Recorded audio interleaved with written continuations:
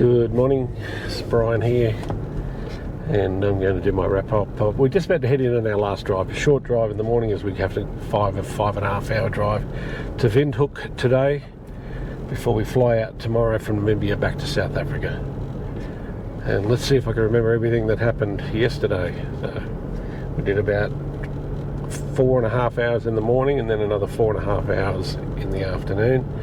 Our first stop was down at the Klein Namatoni, a little waterhole. It's a nice waterhole on the way to the reception of the first camp you're going to see in this gate, and really nice scene of some zebras coming down, getting into the water, having a drink, and it's a blink you'll miss it.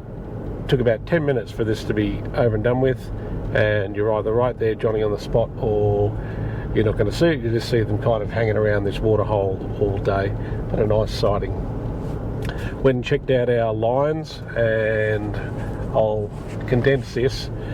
We saw the male that was trying to mate with the female in the morning drive and the afternoon drive. We didn't see his two coalition male partners yesterday from memory. I don't think we did, but we saw the other two. So it was almost like, excuse me, I'll fix this up. It was almost like they're trained, but they're not. It just so happens when they're mating they don't move. They've got to be getting hungry, but I don't think the male and the female have moved more than an area of 300 square metres in 4 days. That's what I'd estimate. No more than a patch of 300 square metres. But to see cats every day or every drive is always good.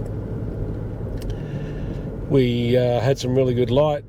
Got some nice shots of blackback jackals, Corey bustard, the big bird, the heaviest flightless bird here in Africa, maybe the world, I'm not sure. Then some good giraffe sightings. Still plenty of plains games right over here in the eastern part. The eastern part of the park. So your springbok, your black-faced impala, your gnu or wildebeest, and we must have seen zebra in their thousands, I guess, over here. So they would seem to be the most numerous of the animals. But we still hadn't seen any elephants, and I didn't think it was going to be that difficult to see elephants here in Etosha. But it's been proven to be problematic. We had seen it. Plenty of evidence of elephants with elephant dung and fresh elephant dung. We just couldn't seem to see them. And in the afternoon drive, I'm not sure what these guys see. Big ugly bird.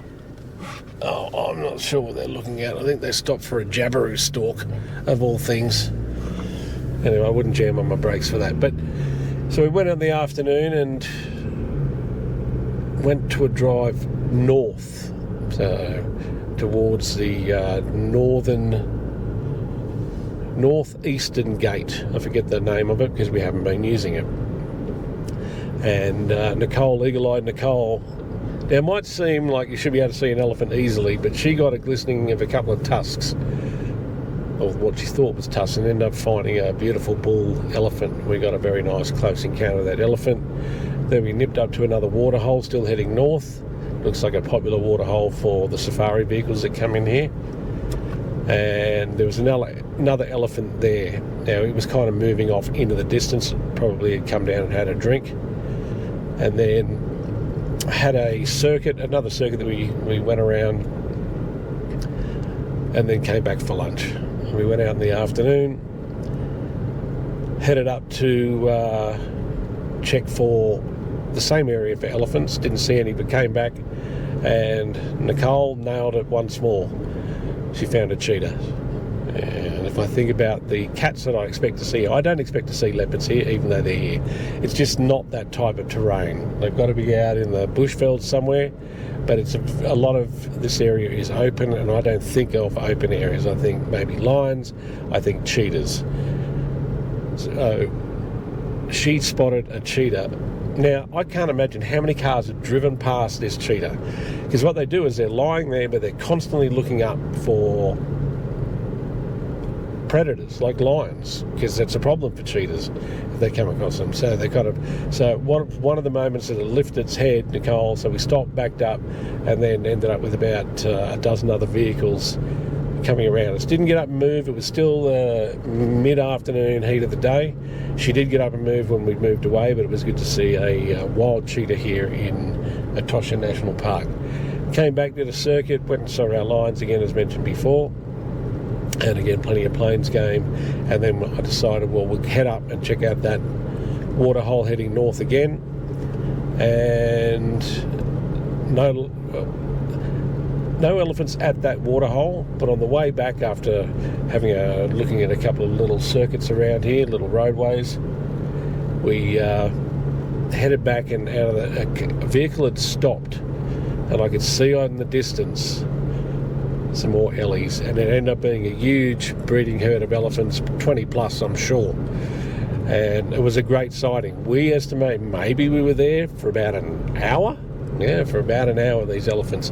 And Nicole wanted to get these white elephants. They're not white, but the white chalky dust here gets over these elephants, and it gives them a kind of look. I think maybe only Amboseli and Kenya, you get this kind of ghost look on the elephants.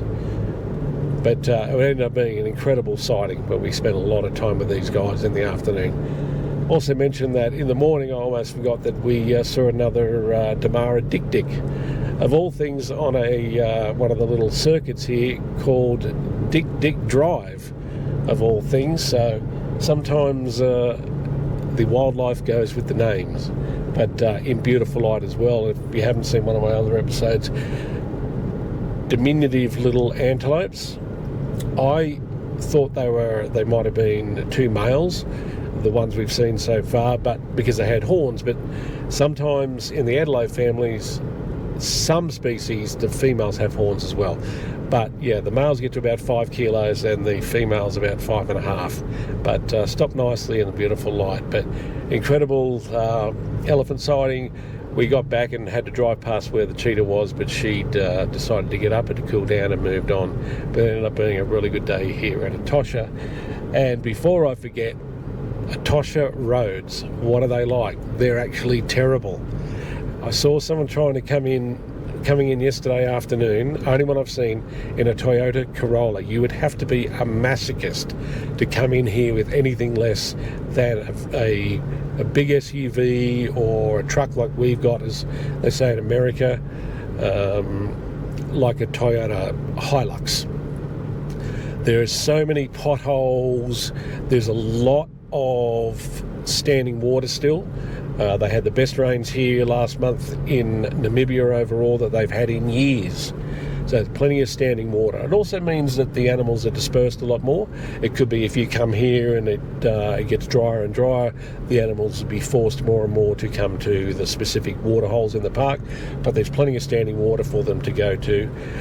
It's a double-edged sword. It could mean that you don't get as many wildlife sightings, but it means the park is in a state of beauty it's not always like that. You normally see dry, dusty pan, but we've got purple flowers, yellow flowers. So we really get to see this in a state of beauty that not many people will get to see. So it's been great to see the landscape changing here. It certainly has its own special sauce, Etosha. Would I come here specifically to this park after having been here on this trip and doing other parts of Namibia on our drive? No, I wouldn't come here specifically, personally, just for Etosha as a park, but as part of the circuit and to see, absolutely, it really does have its own atmosphere, its own vibe, its own landscape, which is different to East Africa, South Africa, Botswana. But we're coming up on some cars. Obviously, they're going to come in. The safari vehicles are going to stop for zebras. I'm going to wrap it up here. If we get some good sightings, I will add the video in that Nicole's going to take and some photos if I get some decent photos. But that's going to be the wrap-up of our time here in Etosha. And thanks for watching again, and I'll see you in another video soon. Bye for now.